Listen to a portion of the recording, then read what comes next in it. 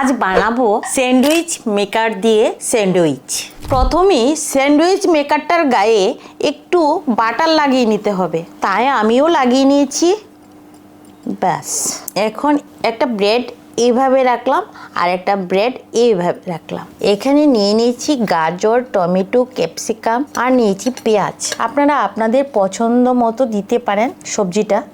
খুব স্বাস্থ্যকর এই সবজিগুলো। দিয়ে দিচ্ছি কিছুটা অরিগানো, আপনারা না দিলেও হবে, ঘরে আছে, টেস্টটা বাড়ার জন্য দিয়েছি। আজকে আমার ঘরে মেয়োনিজটা নেই, তাই আমি একটুকু চিজ দিয়ে দিচ্ছি। বাস, এবার এইভাবে চাপা দিয়ে চুলাটা জ্বালিয়ে এইভাবে সেঁকে নিতে হবে।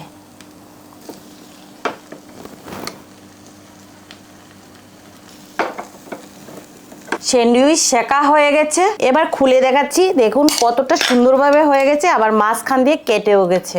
এইভাবে সার্ভ করলেই হয়ে যাবে স্যান্ডউইচ। এইভাবে আপনারা বাড়িতে বানিয়ে দেবেন। এই যে মাঝ বরাবর একটা কাটার ব্লেডের মতো আছে, এইভাবে চাপা দিলেই কেটে যায় ব্রেডটা।